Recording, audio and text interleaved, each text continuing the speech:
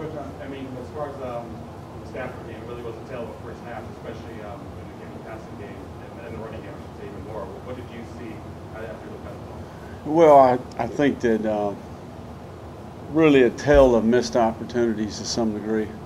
When you look at the first possession, getting knocked out of field goal range with a sack in the fringe, got to do a better job myself of managing that area of the field. But in reality, we did a lot of good things. You know, I think we had a 12-play drive from the -1 to get a field goal, which in reality could have been a touchdown. You know, it goes back to some opportunities that we could have taken advantage of. And then we had a 14-play drive for a touchdown. And again, another touchdown late there with about a minute and a half left to go. Our guys did a really good job of executing in the running game. I was really impressed with how the front played. And they played the first half and the majority in their nickel package.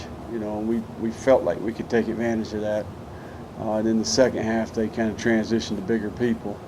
And, you know, truth be known, in the third quarter, I got to do a better job. Got to do a better job getting our players in position to win, play winning football.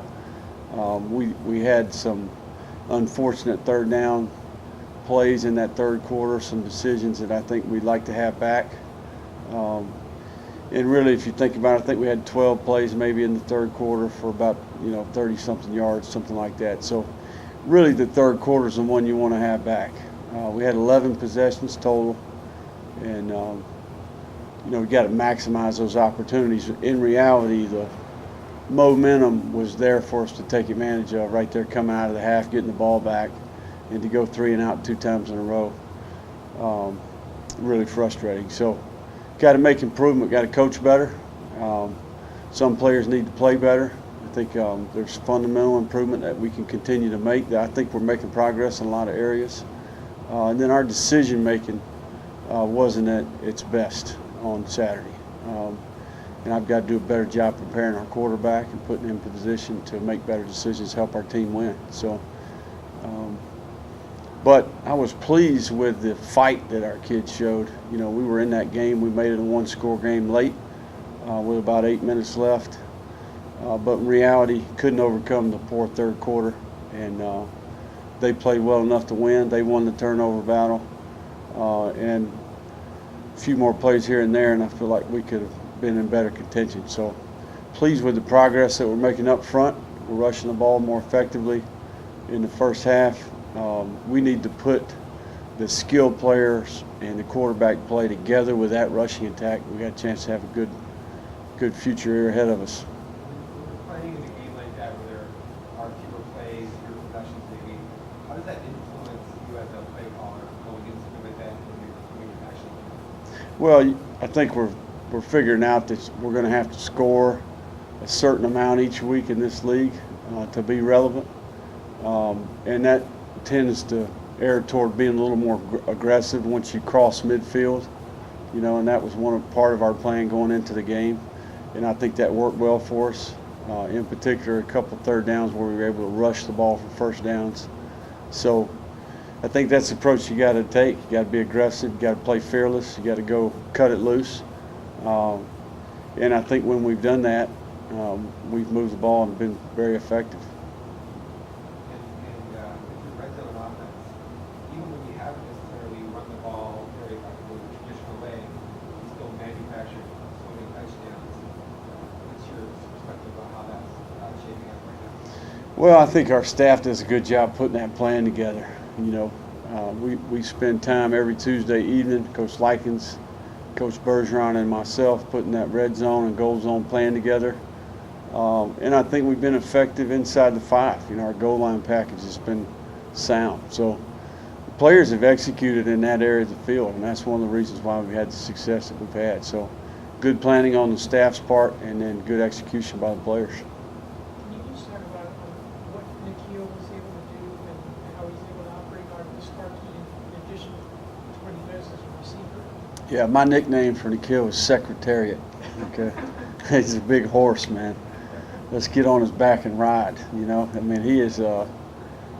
That package was actually called Secretariat, believe it or not. So, but he He's an impressive player, man. The guy's just got great instincts. He picks up things really quickly. He's very smart. He's able to handle a lot of different things.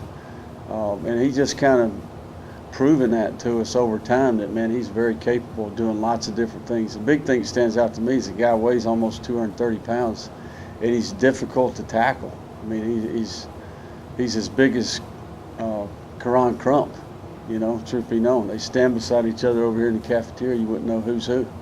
So I think he's a player that you got to get the ball to, you know, and his work ethic, his attitude, his attentiveness in the meetings, his whole approach is very professional. I'm very pleased with the progress that he's made as a person and as a player.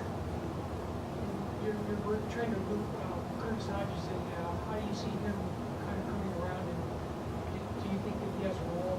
Absolutely. Yeah, Curtis is really developing in nicely. You know, I think Coach Likens has done a great job with him. He's a guy who's very unique. You know, I'm all about mismatched players, man. You give me a big guy, fast guy, a guy that's got a unique ball skills, tough to tackle, whatever the case may be. And Curtis, certainly being 6'7", you know, 220 pounds, if he uses that length and plays with that length, he could be an outstanding player going forward. And the thing for him is I think he's starting to realize how good he could be. There's a certain level of confidence that he's getting from having success in practice. And we certainly need all the players that we can get at this point. So he's a guy that we'll use going forward for sure. I know the tight end position wasn't that much involved in the passing game earlier in the season. And I know it's only one touchdown, but CJ French Love, I mean, what kind of impact do you think he can have in involving that position in the passing game in the future? Well, you think about the last two guys we talked about. Curtis is a true freshman, obviously showed up in the middle of the summer. CJ actually showed up a couple days into training camp and played. I think he maybe played over 50 plays a couple weeks in a row here. So we're getting significant contribution out of him, and that's a tribute to him, his approach. That guy takes his job very seriously. He's a really good teammate. It's important to him, and he's a guy who's getting better as the season goes. And I think with a legitimate all season, there's no telling what type of player he could be. I've been very impressed with his approach. Is that the best name in college football? French Love, man, I'll tell you what. Even my wife can remember that one. So.